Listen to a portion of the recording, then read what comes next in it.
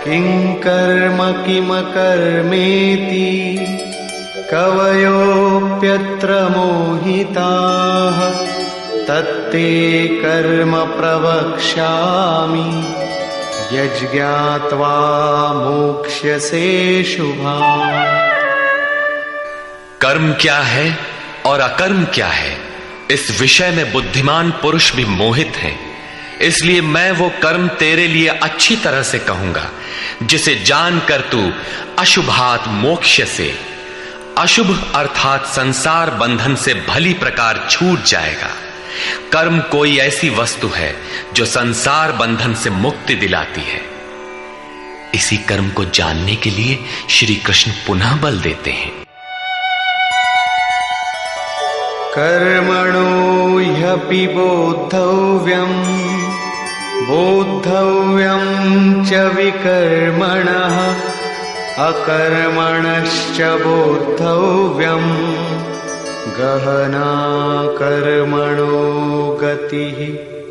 कर्म का स्वरूप भी जानना चाहिए, अकर्म का स्वरूप भी समझना चाहिए, और विकर्म अर्थात विकल्प शून्य विशेष कर्म जो आप्त पुरुषों द्वारा होता है उसे भी जानना चाहिए, क्योंकि कर्म की गति गहन है।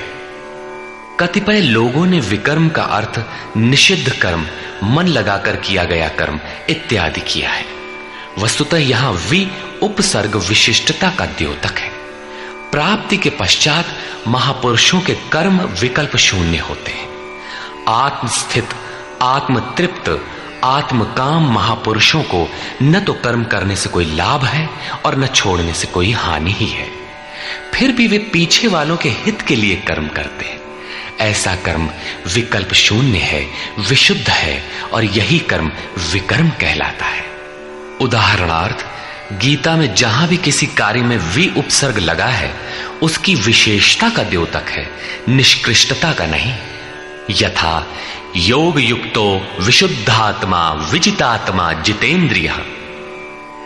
अभी आपने विकर्म देखा, रहा कर्म और अकर्म, जिसे अगले श्लोक में समझने का प्रयास करें। यदि यहां कर्म अकर्म का विभाजन नहीं समझ सके तो कभी नहीं समझ सकेंगे।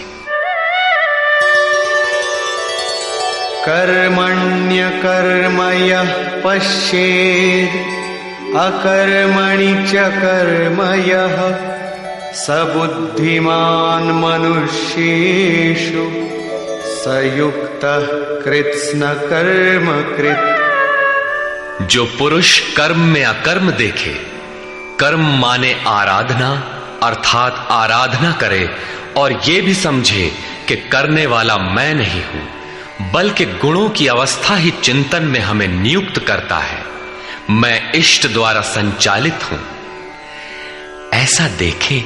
और जब इस प्रकार अकर्म देखने की क्षमता आ जाए और धारावाहिक रूप से कर्म होता रहे, तभी समझना चाहिए कि कर्म सही दिशा में हो रहा है। वही पुरुष मनुष्यों में बुद्धिमान है, मनुष्यों में योगी है, योग से युक्त बुद्धि वाला है और संपूर्ण कर्मों का करने वाला है। उसके द्वारा कर्म करने में लेश मात्र भी त्रुटि नहीं रह जाती। कर्म का अर्थ है भजन, कर्म का अर्थ है योग साधना को भली प्रकार संपादित करना, जिसका विशद वर्णन इसी अध्याय में आगे आ रहा है। यहां कर्म और अकर्म का केवल विभाजन किया गया, जिससे कर्म करते समय यस्य सर्वे समारंभाः काम संकल्प वर्जिताः ज्ञानाग्निदग्ध कर्माणम् तमाहु पंडितम बुधाः। अर्जुन, यस्य सर्वे समारंभा, जिस पुरुष के द्वारा संपूर्णता से आरंभ की हुई क्रिया काम संकल्प वर्जिता क्रमशः उत्थान होते होते इतनी सूक्ष्म हो गई कि वासना और मन के संकल्प विकल्प से ऊपर उठ गई। कामना और संकल्पों का निरोध होना मन की विजेतावस्था है। अतः कर्म कोई ऐसी वस्तु है जो इस मन को कामना और संकल्प विकल्प से ऊपर उठा देता है। उस समय ज्ञानाग्नि दग्ध कर्माणम। अंतिम संकल्प के भी शमन के साथ जिसे हम नहीं जानते, जिसे जानने के लिए हम इच्छुक थे, उस परमात्मा की प्रत्यक्ष जानकारी हो जाती है। क्रियात्मक पथ पर चलकर परमात्मा की प्रत्यक्ष जानकारी का नाम ही ज्ञान है। उस ज्ञान के साथ ही दग्ध कर्माणम, कर्म सदा के लिए दग्ध हो जाते हैं। जिसे पाना था पा लिया, आगे कोई सत्ता नहीं जिसकी शोध करे, इसलिए कर्म करके ढूंढे भी तो किसे। उस जानकारी के साथ कर्म की आवश्यकता समाप्त हो जाती है। ऐसी स्थिति वालों को ही बोध स्वरूप महापुरुषों ने पंडित कहकर संबोधित किया है। उनकी जानकारी पूर्ण है। ऐसी स्थिति वाला महापुरुष करता क्या है, रहता कैसे है, उसकी रहनी पर प्रकाश डालते हैं। त्यक्त्वा कर्मफलासंगम नित्यतृप्तो निराश्रयः कर्मण्यभिप्रवृत्तोऽपि नैव किंचित् करोति सः।